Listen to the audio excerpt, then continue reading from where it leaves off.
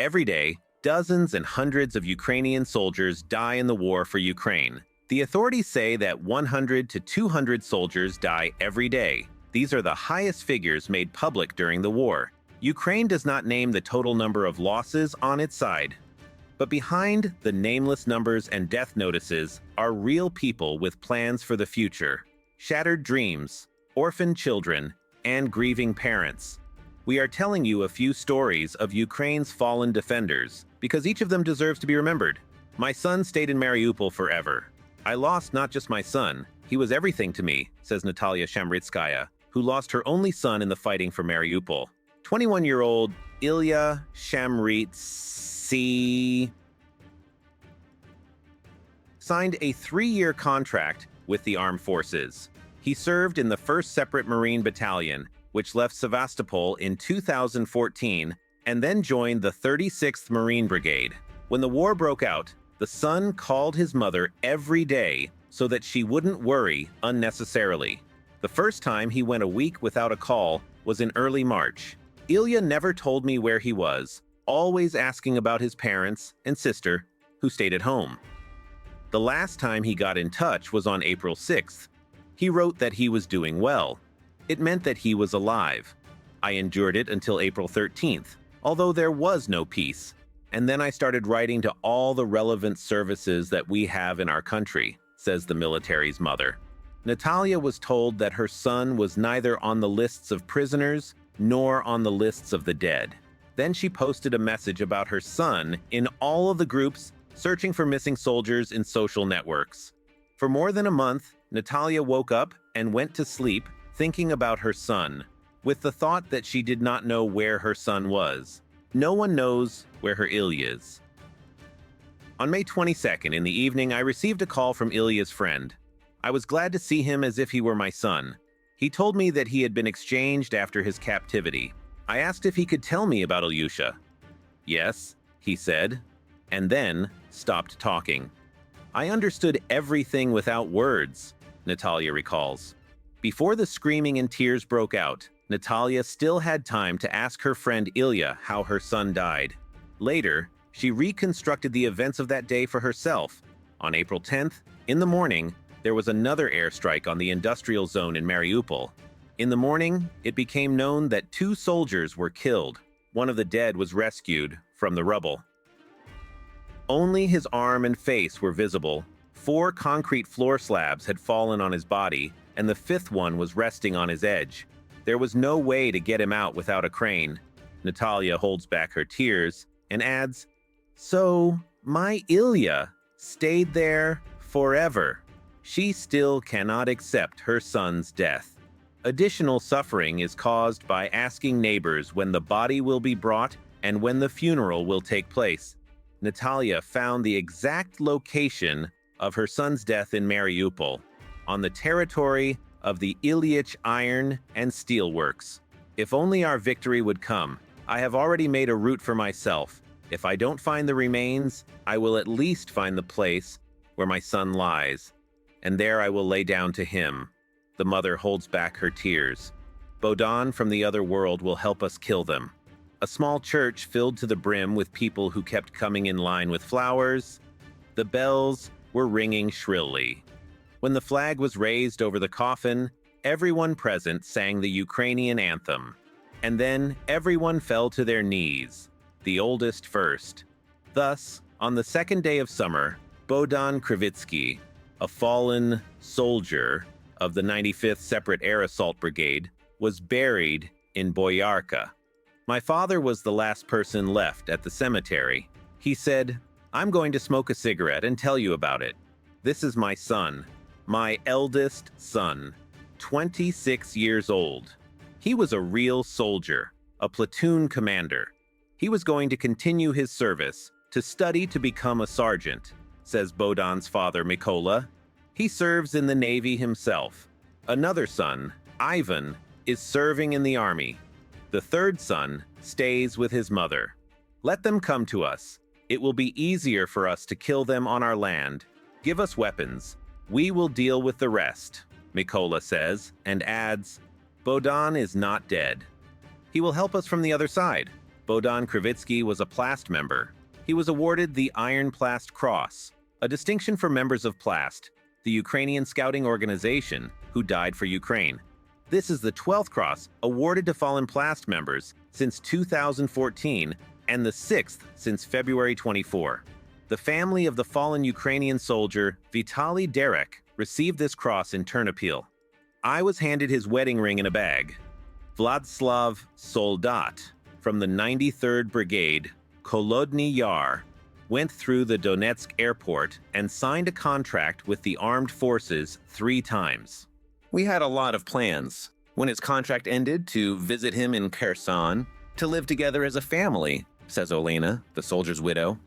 In early June, Vladislav came home for the last time. He didn't want to leave his family, especially since his eldest daughter Anya's birthday was coming up. She is 7 years old. We invited an animator, had a cake. Vlad called in the evening and congratulated me. I sent him photos, but he didn't see them. And in the morning, I got a call. Olena recalls that moment. It was very difficult to control my feelings, even in front of my children. Olena recalls that she started crying and screaming. Then my daughter came up to me and asked, "Mom, is our dad gone?" She is a smart girl. She said, "Don't cry, Mommy, don't cry. I'll help you. Mom, your heart doesn't hurt? Maybe you need a pill?"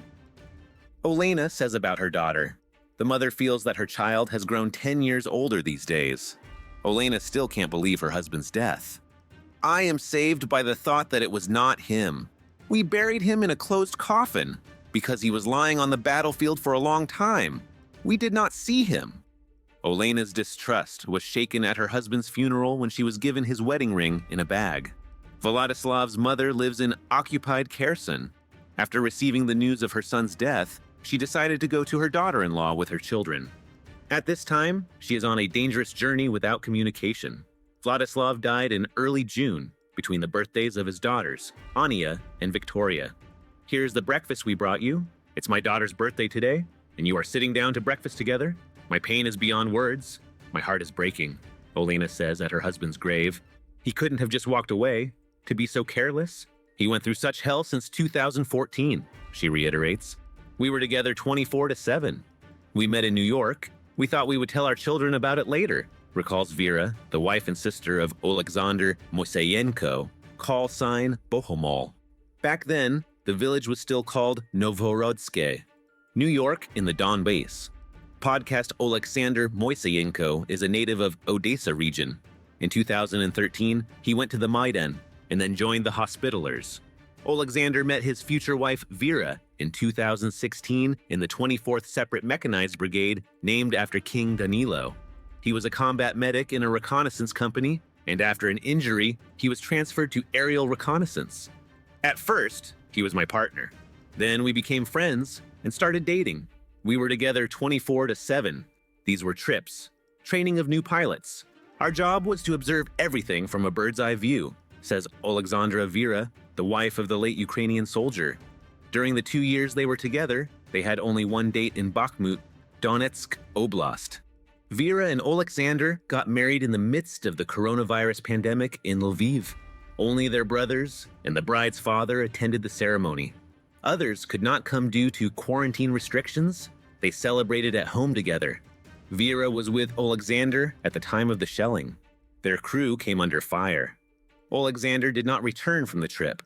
To be honest, I still don't believe it. The fact that it happened in front of me does not help me accept the fact of his death. They say that time heals. I don't know when it will be. Alexander is buried at Lychakiv Cemetery in Lviv. Since the beginning of the war in Ukraine, the Alley of Heroes Who Died for Ukraine has appeared there. When he was buried a month ago, it was the last grave. Now there are 2 rows of new ones. You realize that these losses do not stop. "Where is the end of them?" the woman says and adds, "My only wish is that it was not in vain, that what they believed in was not betrayed by anyone." Vyra is currently undergoing treatment in Lviv and is ready to continue her service where she will be of most use, in the rear or on the front line. At the same time, it is difficult for her to imagine service without her comrades. "He was my partner. It is hard to imagine that I will be on the road and another person will be sitting next to me, but I understand that it will take time to accept it. No one expected the one you love to die. I thought about what to say about Roman. I had so many thoughts in my head, and when you start talking, I don't even fully understand it yet, says Hryhorij Soloninka, brother of the fallen Ukrainian soldier. Roman went to the military registration and enlistment office on February 24th, the first day of the Russian invasion, when rockets flew at Kyiv. On the same day, he was assigned to the 72nd Separate Mechanized Brigade, named after the Black Cossacks. From the front, he and his brother were only in touch via messengers. He called his father from the front line. Roman has a funny story. He hit his finger with a cannon. He said that he would have a war story to tell later, but no one would believe him. He let it slip that he was going to Kharkiv to get an x-ray. That's how we found out where he was, says Hryhorij. That was the last message I received from him. I asked what the x-ray showed. He said it was nothing, just a bruised joint. It was on May 4th, he recalls. After that, Hryhorij wrote a few more messages to his brother, but they remained hanging in the messenger as undeliverable. Since then, Roman has not been in touch.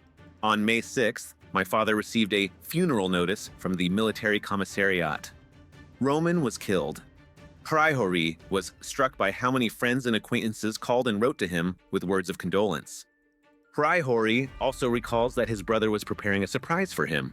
He planned to visit him in March and introduce him to his girlfriend. Roman Soloninka was buried on May 9th at the military cemetery in Zhytomyr. Our father, a military man, said at the funeral that this is war, but no one ever expected it to happen to the person you love, says Hryhorij Soloninka. Natalia Shamritska reported her son's death to his military unit herself. His boss burst into tears on the phone. She told him how on the first day of the war, Ilya took people, including her, out of the encirclement in an APC. I already knew that my son was a hero. He was a hero for me at home. He will always be a soldier of Mariupol, Natalia says. She dedicated a poem to her son for the Day of Embroidery. At the time, Natalia did not know that Ilya had died. Son, at home, the apple trees are in bloom, and the nightingale sings in the morning, and the May rains are warm. Ukraine has put on embroidery. I don't know how to get used to living without him. I will love him as long as I breathe, says Natalia, who lost her only son in the war in